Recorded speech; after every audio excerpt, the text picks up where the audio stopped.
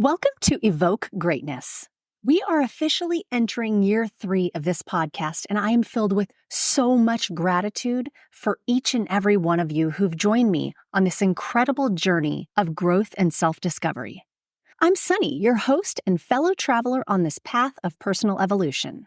This podcast is a sanctuary for the curious, the ambitious, and the introspective. It's for those of you who, like me, are captivated by the champion mindset and driven by an insatiable hunger for growth and knowledge. Whether you're just beginning your journey or you're well along your path, you're going to find stories here that resonate with your experiences and aspirations. Over the last 2 years, we've shared countless stories of triumph and challenge, of resilience and transformation. We've laughed, we've reflected, and we've grown together. And as we've evolved, so too has this podcast. Remember, no matter what chapter you're on in your own story, you belong here. This community we've built together is a place of support, inspiration, and shared growth. Where intention goes, energy flows, and the energy you bring to this space elevates us all. So whether you're listening while commuting, working out, or enjoying your morning coffee, perhaps from one of those motivational mugs I'm so fond of, know that you're a part of something special. Thank you for being here. Thank you for your curiosity, your openness, and your commitment to personal growth. As we embark on year 3, I invite you to lean in, to listen deeply, and to let these stories resonate with your soul. I believe that a rising tide raises all ships, and I invite you along in this journey to evoke greatness.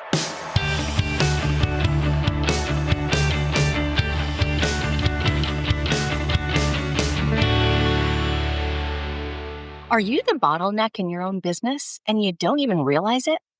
This episode is going to challenge everything you think you know about leadership, control, and building a team that thrives.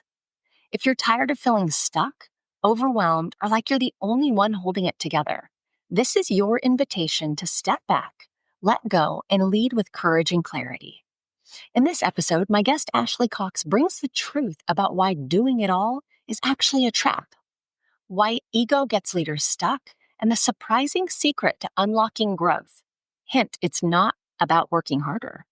So tune in to find out how to break the old cycle, delegate with confidence, and create the culture you've always wanted for your business and for yourself. Welcome back to another episode of Evoke Greatness, where we uncover the wisdom and stories of remarkable individuals making a genuine impact in the world.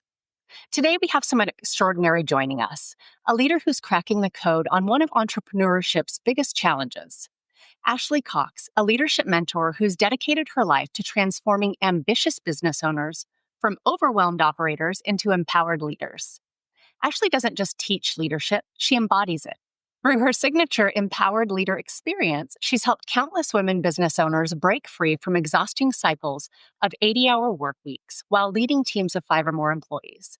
She's the mentor who helps you stop being the bottleneck in your own business and start being the visionary leader you were meant to be. What sets Ashley apart is her deep understanding that great leadership isn't about adopting someone else's playbook. It's about aligning with your own values, leveraging your natural strengths, and building a culture where your team doesn't just work for you, they thrive with you. She's helped leaders transform from worker bees stuck in the weeds to confident decision makers who inspire extraordinary results. Today, we're going to deep dive into what it really takes to lead with courage, clarity, and purpose. Ashley, welcome to the show. Hey, Sunny, thank you so much for having me here. What an honor it is to be on Evoke Greatness today. Well, so glad to have you. Looking forward to diving in and pulling your experiences out, really what threads your story, your journey. I know that you describe yourself as a former worker bee who hit a breaking point, and would love for you to take us to that moment. What did rock bottom look like for you as a leader? And was there that wake up call, that light bulb that came on that really started to shift your journey? I love this question. Thank you for asking this. I think this is such an important part of any of our journeys. When we hit that point where we're like, this isn't working anymore, and I need to do something different. And for me, that was when I was working in the grocery store, and I had started as an hourly employee when I was 19 and had worked in all the departments, produce and deli and meat department and the front end and everywhere, in preparation to be able to step into a management role once I graduated from school. Well, we went through this amazing program that taught us all about how the store operated and all the things that it took for a grocery store to be successful and to be profitable. And the one thing that was missing was helping you make that transition from being an individual contributor in a role where you were responsible for tasks to being in a position where you were leading other people to get things done. And so I brought that hard work ethic personality with me from my role as an hourly employee into my role as a manager. And so I would be back there slinging 80-pound boxes of watermelon and cleaning out, drains in the deli and slinging carts in off of the lot because I thought that that's what it meant to be a good leader. I thought that showing up and doing the work alongside the people was exactly the way that I needed to be effective in my role.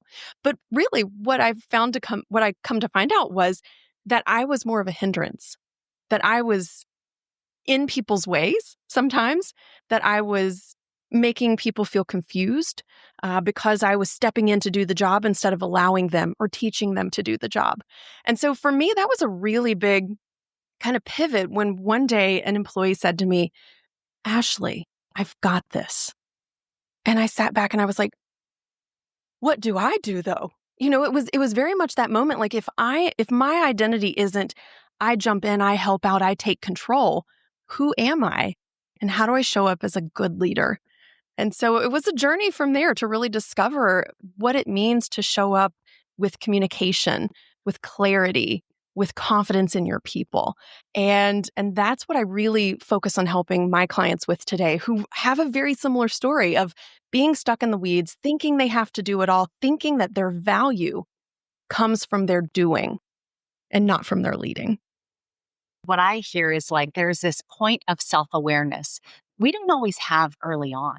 How Mm, much of that was this sense of self awareness, self identity to say, okay, I'm going to recognize some of these things that I'm doing. Maybe it's different than what I initially thought it was going to be. mm. And then through that self awareness, I think that allows us to start to lean in to how it actually may be different and how that's not a bad thing.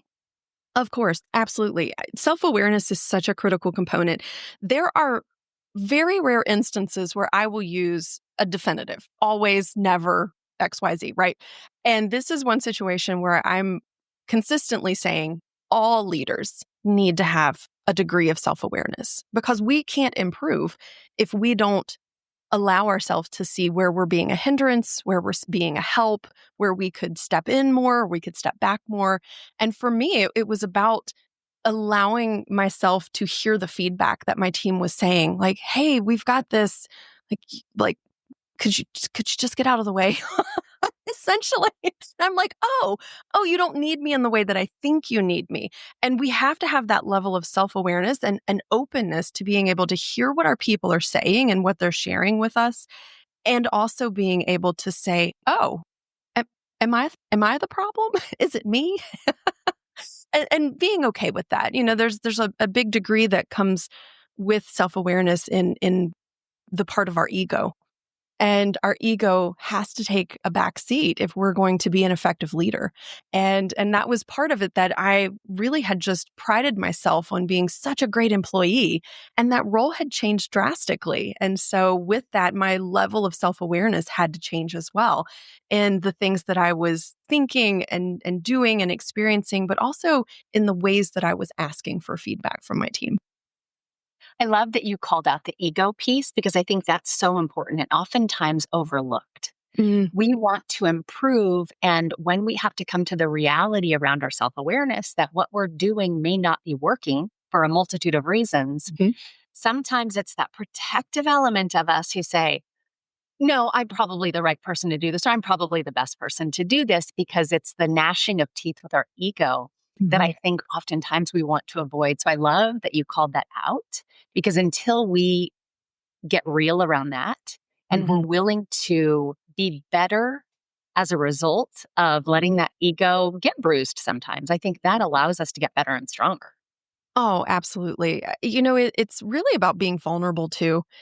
Being a leader is one of the most vulnerable experiences you will have as a human. I think probably second to being a parent. I'm not a parent, but this is what I hear from from my parent friends, because it rips you open in ways that you didn't know existed, and it really is one of the most profound professional growth experiences that you will ever see. You'll identify gaps in your skill set, in your ability to communicate, in the way that you show up in this world.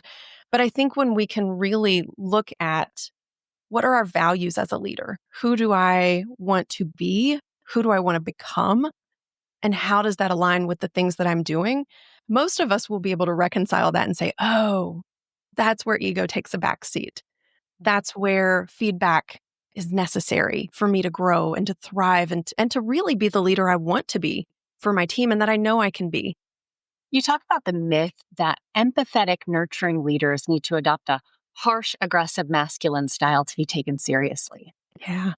I sit back and I think about that. And I think about how that influenced me when I was very early in leadership. And I thought dominance was like the key element to being a leader. What do you think is the most damaging leadership advice you've seen women try to follow? And how do you work to help them unlearn those pieces that maybe they thought at one point in time were the right pieces of guidance or advice to live by? Yeah. I think any advice that women receive that is in opposition to their humanity, that's the worst advice. And I was the one that received that. I was told when I was a young leader, and I was leading, a team of 350 at 22 years old, co-leading. And that's a lot of people. And that's a very young age without a fully developed frontal lobe. And, there was a lot of hard learning curves there and a lot of face slapping moments where I even cringe today thinking back, wow, that could have gone better. But what was so damaging to me at that age was being told, you're too compassionate. People are going to take advantage of you. They're going to run you over. Nobody's going to take you seriously. And add to that the fact that I was 22, I was a female, and I'm only 5'2". So I was not an imposing person in any stretch of the imagination. But I took that to say, oh, I'm wrong in the way that I'm leading, the way that I'm interacting, the way that I'm being with my people. I must need to be tough. And like you, I must be dominant. I must show up and rule with an iron fist. And I'm the boss. What I say goes. Don't ask questions. And that is not a good way to lead. And I think that it felt like internal conflict, right? It felt like I'm showing up in this way, but that feels very contrary to my values, to my humanity, to how I want to interact with people in this world, whether it's in a professional environment, a volunteer situation with family, friends, etc. And so I think if you're ever getting feedback from someone that says, well, you're not being tough enough, or you're not being fill in the blank, and that feels misaligned with your values, that's the worst feedback you can get because you can be a soft, caring, empathetic, nurturing leader and build accountable teams, build profitable teams, build inspired teams that are motivated and that go above and beyond. It doesn't have to be one or the other. It gets to be both and. I think there's so much to be able to pull out of that and the lessons that come out of that that shift and shape you, right? Because I Mhm. think the earlier view of what you thought it was going to be like plus lived experience is really what helps us mature as leaders and what helps us shed some of those original uh, thoughts that we had of what it was going to look like. But it also, as we talked about earlier, it allows us to shed some of that ego piece. And so Yeah. it's when we shed off some of those elements, like anything in life, those things kind of die off and it allows space for new things to be born, new ways of being, new ways of thinking to help you lead to the best of your ability. Yeah, for sure. And that's the fun part is when you start to shed those layers, when you start to shed societal conditioning or expectations, self-imposed expectations, expectations of others around you, whether they're mentors or supervisors or family or friends or whomever it might be, we get to start asking the question, what would I do instead? What would feel good instead of what I've experienced in the past? And one of the things I see my clients often do is inadvertently create the same kind of toxic work environment that they came from because it's the only one that they've known. It's the only way they've known how to do business. It's the only example of leadership that they've had. And so one of my greatest privileges in this world is to push back on that and to say, but what if it could be different? What if you did this instead of that? How would that feel? How would that make a difference in your business, in the world, in the people that you get to work with every day, in the jobs that you are creating for the people that are working for you? And it's that impact ripple that we get to have where we are making the change and not waiting for someone else to make the change. I think the exploration of what's possible is one of my favorite things to do in all aspects of life. But Mm-hmm. it allows you to open your mind up to, if this were different, how could this be different? Yes. The effort in and the impact out. Mm-hmm. And I think that gives people the permission to be able to start evaluating the situation to say, what if this were different? Yeah. I often think back to the leadership lessons I've gotten over the years around, sometimes we're in an experience. We've seen kind of one way of being, one way of leading, folks who have been in one organization or under one leader for a long period of time. And it's like, okay, what if there is another way to go about this and get a different or better outcome? And Mm-hmm. so as I've garnered these examples and lessons over life, it's really been about, here's examples of ways that I would love to lead. Like, here are pieces of leadership that I've seen over the years. But I think the more important lessons that I've gotten is, what what do I want to make sure that I never do? Because I Yeah. think those are just as important, is what kind of leader do I want to be? What kind of leader do I want to make sure I'm not? And 100%. when we can, like, decipher out those lessons, I think it's really important for you to then create, like, your own space, your own way of leading. Because I Mm-hmm. think it's very individual and it's based off Yeah. of our value system, right? That's the Mm-hmm. core of what it is, what those things that are fundamentally important to us. Mm-hmm. If we can construct that into our leadership, that's where so much of the vulnerability piece comes into Mm-hmm. play, but coupled beautifully and in a dance with authenticity. Mm-hmm. 100%. I really think this hits the nail on the head. A lot of times when I'm doing a values exercise with my clients and they're struggling and they're like, well, I don't know. I love all the values. I want to be all the things. And I'm like, okay, well, let's start with who you don't want to be. What are the non-negotiables? What are the things that you absolutely, it makes your skin crawl, or you remember that manager that made you feel small or inconsequential or diminished, or, any other toxic feeling?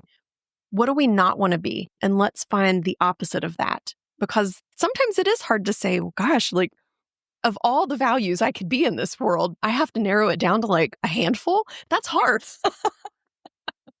So it gives us a good starting point. Yes. Well, in your experience, what's one of the things that separates leaders who successfully scale from those who kind of get stuck or remain trapped in the bottleneck, Mm. or as the bottleneck, I should say, in their own businesses?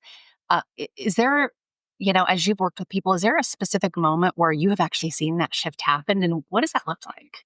Yeah, it's for me and my clients, one of the most significant realizations is when they understand how holding on so tightly is creating the breakdown.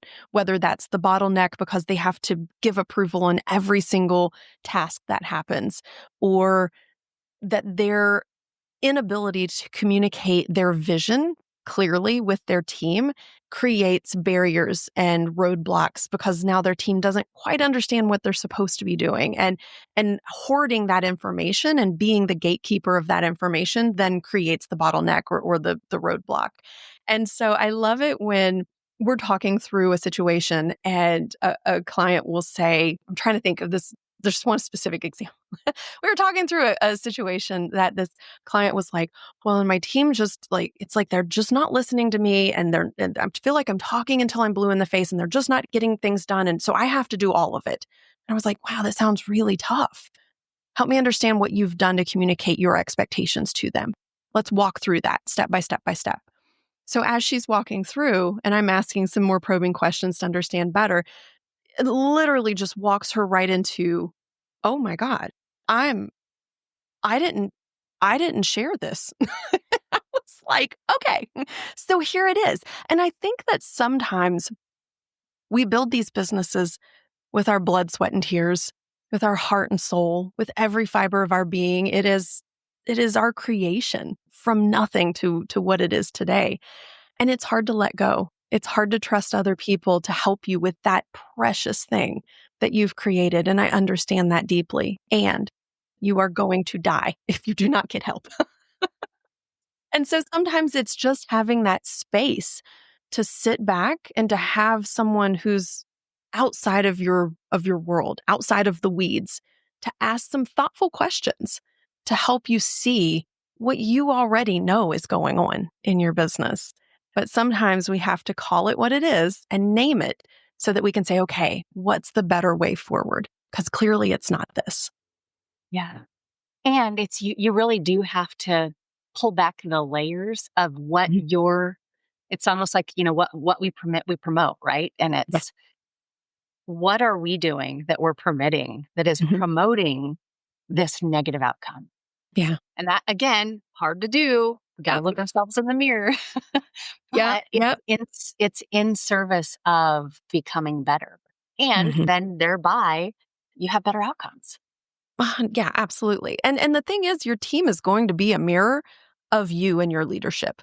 So if your team is not doing what you need for them to do, want for them to do, desire for them to do, that's going to be a good data point for us to look at and say, okay, if this is happening, what are we doing or not doing that's creating that? And sometimes that's hard to hear, and we can do it with laughter and jokes, and make it feel not as hard and not as scary. And I think that's part of it too, is because the leadership journey can be so vulnerable, and it can leave you feeling so raw, and it can make you check your ego at the door, and all of these really difficult things. And on the other side of that is greatness, right? The other side of that is not just you being able to not work 14 days a week, have more time with your family and your friends, engage in hobbies that you've set aside for too many years. Lay under a tree and read a book. I don't know how many times I've asked women,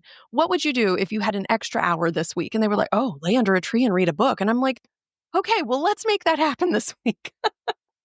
But those things are possible, but also what's possible for your team. Being in a job where they are doing meaningful work that matters, being respected, valued, seen, appreciated, things that so many of us haven't experienced in a job before, or we've maybe gotten glimmers of it here and there and thought, wow, what if my whole business could feel like that for every team member? And then I think about when those people go home at night, how much more engaged they are with their families, how much more loving, how much more patient, how much more caring, how much more fulfilled are they outside of work because their needs are being met at work. And it just gives me goosebumps every time I talk about it. I'm like, it's just, we have this precious opportunity to create such impact beyond just myself, my business, the four walls that we work within, but out to our teams and their families and their communities and the world around us. Reminds me of the quote, and I will preface this with I am a self confessed control enthusiast. And I saw this quote and and it really hit me. And it says, Mhm. you can have control or you can have growth, but you can't have both. And I thought, Ooh. oh, and I Mhm. am so much about growth. Yeah. It's a value, a true Mhm. fundamental value for me is Mhm. to continue growing in all ways that I see the world, that I show up in the world, how I Mhm. understand the world. And control is something I enjoy having. And so how can I frame that in a way where control is not that dominating element in my life? Mm. Rather, I'm living by the value of growth. And sometimes that is relinquishing control. Mhm. But it's really through growth of learning to allow others to help you.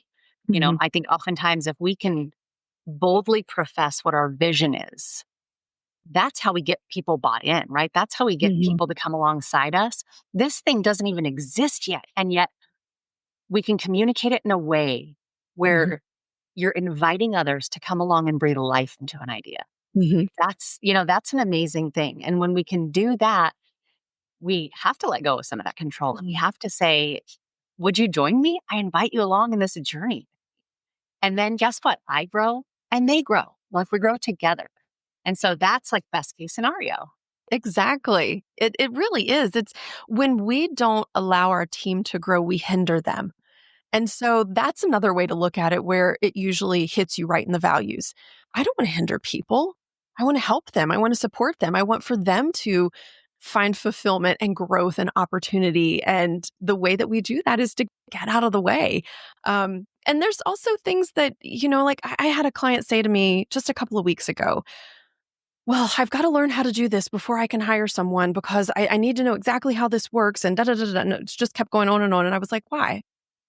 Just why? I'm just like, help me understand why. Why do you feel that way? Well, because how do I know what I'm managing? And she just was really wrapped up in the idea of having to have intimate knowledge about a technology she had zero experience with and no need to actually know how it worked. It was kind of asking the clockmaker what time is it, and then the clockmaker tells you how to build the entire clock, and you're like, this was a little much there. So we talked through that and she finally come to the realization, okay, as long as I can be confident in the person that I'm hiring, I can let this go because it's not a make or break part of my business. It's something I'm adding. It's a value add, and it's not going to be, something that if we fail with, it's going to break the whole business. And so I always tell people, you do not have to give the keys away to the business in order to delegate and to get help. And you don't have to give all of your secrets away, and you don't have to just delegate everything and spin around like a sound of music, like in a field, right? Like you don't have to be that willy-nilly with it, that free. But you've got to start somewhere. And a great place to start is a place that doesn't feel as pivotal as important to your business. Now, you might not want to give away um, the sales part of your business yet because you might be the only one who can really talk about that at the level that you have. But one day you can transfer that knowledge to someone else and you can help them grow into that role. But I'm not saying you have to give that away today. It's really finding opportunities for yourself to stretch into letting go versus just letting go and watching all the cards fall around you. Because if you delegate everything on day one, I promise you it will be a hot mess. Completely agree. So we can practice. We practice letting go, and that's what it is. And I think that when I love this quote and this definition of like growth is a value for you, and so you can frame things around. Okay, does holding on to this allow me to grow, allow my business to grow, allow my team to grow, or does it hinder those things? And when we confront ourselves with those kinds of questions that are value based, we find that alignment and we find our path forward. You mentioned that only 20% of someone's team causes about 80% of the problems. And often the leader is part of that 20%. Mhm. That's a really hard truth to come to, Mhm. again, for all the reasons we've been talking about so far. How do you help a leader recognize when they're actually the problem? And we talked a bit about that, but like, Mhm. what can that reaction be? And how do you help them kind of navigate and unpack what Mhm. that looks like? Well, there's a reason my clients often say our sessions feel like therapy. Not because I'm a therapist, but because we're unpacking really big, heavy, hard emotions a lot of the time. And sometimes a session might just mean getting it all out, venting, being upset, questioning everything, and then allowing yourself to kind of process it. And so then the next week might be like, okay, I see where I'm the problem. And this is really hard for me to accept. Yes.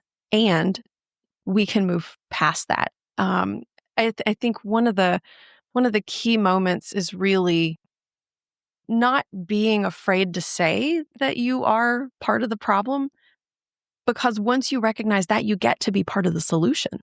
But it comes back to self awareness, like we talked about earlier. If we're not aware that we're part of the problem, we can never be part of the solution. Cannot. Those two things don't work. And so once we are allowing ourselves to say, okay, is it possible You don't have to come right out of the gate and say, yep, I'm the problem. I know I'm the problem. Because is it possible I could be hindering my team or my business growth in this way? And you can sit with it and you don't have to solve it today. I think that's what a lot of business owners really struggle with, is because we're so go, go, go. We're so driven. We're so, let's get this next thing and knock that thing off the to-do list and meet this goal and hit that deadline. We don't allow ourselves enough space to sit with some of the heavier things. And that can create compounding problems down the road. And so you have to, as a leader, carve out time to be reflective, to understand your contributions or lack of contributions to the business and how that's creating impact in the business, positive or negative, and be able to process that so that you can say, okay, I've come to terms with the fact that I'm 20% of the problem. I might be closer to 80% of the problem myself. And here's what I commit to being able to change or do or ask my team for support in order to get out of that rut. Okay, this is where we hit the pause button. I hope you enjoyed part 1 of Stop Micromanaging, Start Leading, the guide to building a team you trust with my guest, Ashley Cox. Make sure to come back next week and check out part 2, where we break down the triangle of trust framework, tackle the real reason leaders micromanage, and reveal how to have those tough but necessary conversations without losing your compassion or your edge. You're going to learn how to stop sabotaging your own team's growth, the difference between control and true leadership, and why compassion and assertiveness make you unstoppable. If you're tired of feeling like the only one holding it all together, this is your invitation to get out of the weeds, build real trust, and finally lead with confidence.